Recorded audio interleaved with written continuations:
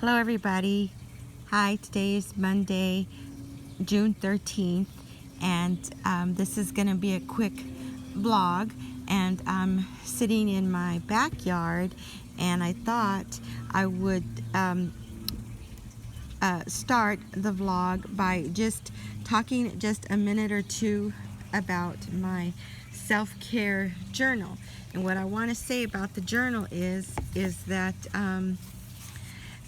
I'm not used to journaling.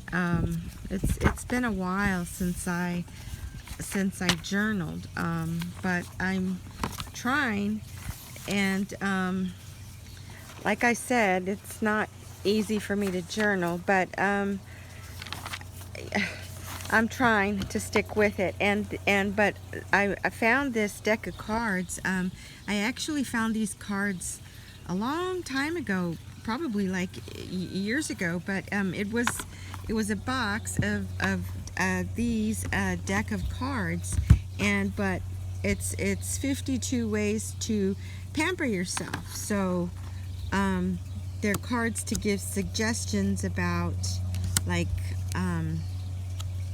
doing nice things, I guess, doing nice things for yourself.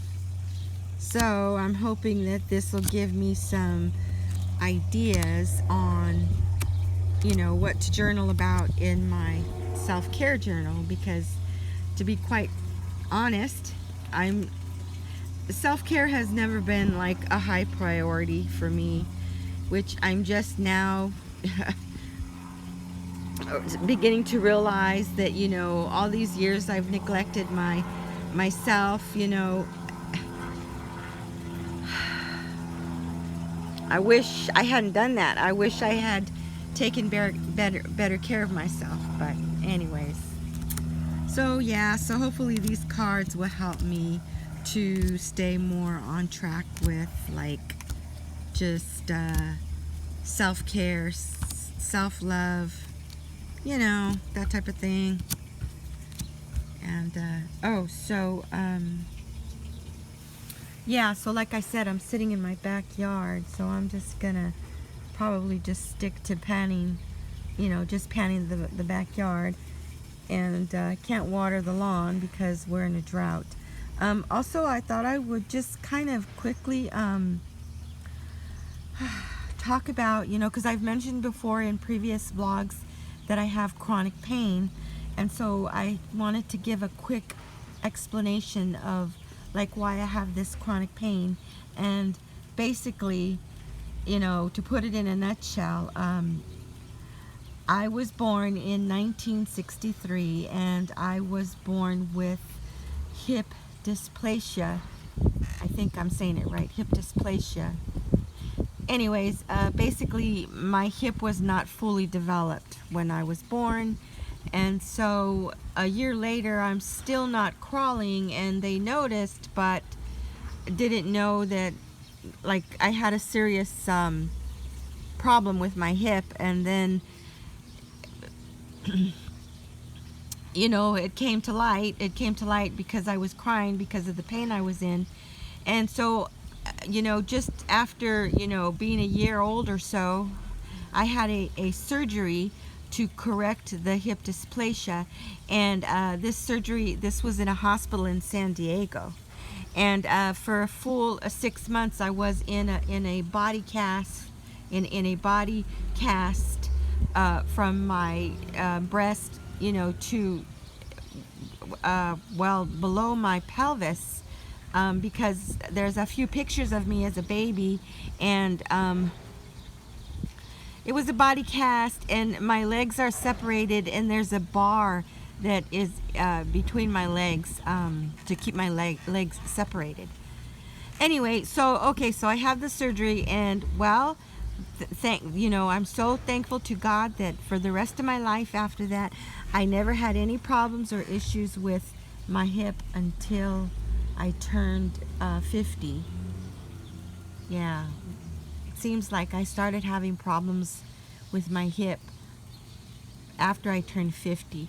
So the long and the short of it is, and pardon the pun, because there is a pun, in 2017 I had a total hip replacement surgery in 2017, and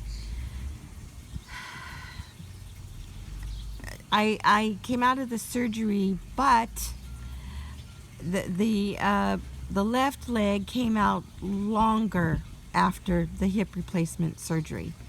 Like, I would say an inch or close, nearly an inch. I came out of the surgery with nearly an inch in the difference in the length between the leg where they did the hip replacement versus my other leg. And so, well, I was in so much pain prior to the surgery that after the surgery, and after I recovered and healed from the hip replacement, I wasn't having any pain. But then about a year and a half after the surgery, I began to have a lot of pain, and the pain was in the hip again, and in my lower back. And I feel like, because I came out of the surgery with the limb longer than the other, the corrected limb, hip, longer than the other, so it took a year for it to completely like throw my back and my pelvis, like it's out of whack. It's not aligned anymore, and it causes a lot of pain, like a lot.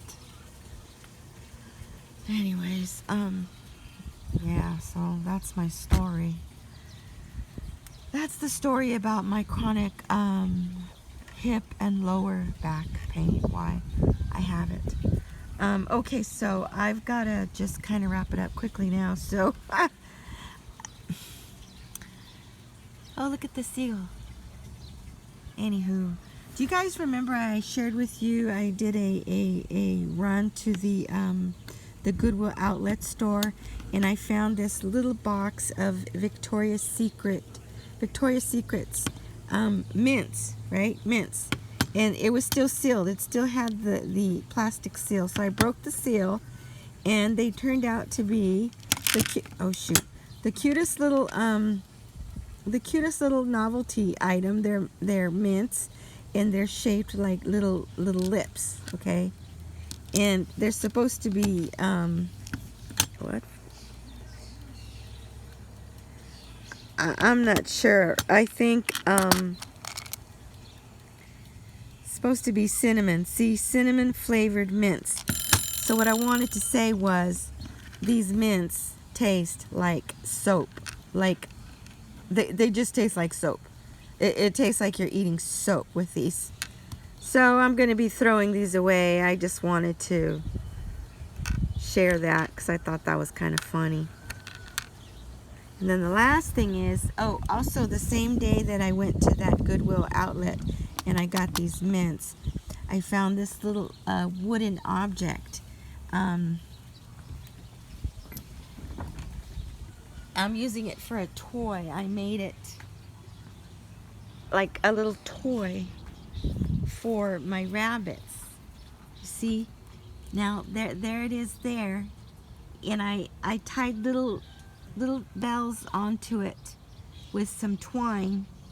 And I have these. These are okay. These are little treats that they're okay to give. Oh my goodness. Can you see? They can smell them right through the packaging. But they're 100% fruit, no sugar added, no additives. They're just freeze-dried strawberry banana chips. And when you look at the list of ingredients, that's all it is. Just strawberries and bananas freeze-dried. Okay, so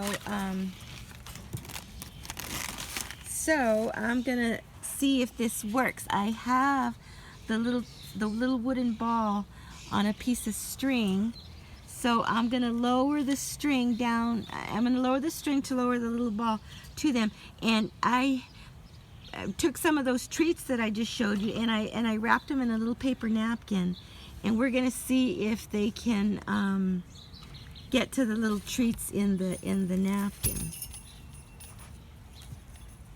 You see what I'm saying?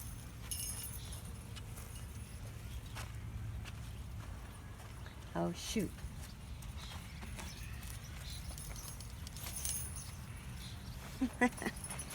See there? Oh my, that didn't take long at all. See that? Did you see that, folks? I got that on film. I mean, that did not take long at all. See that? Those little freeze-dried strawberries? The little black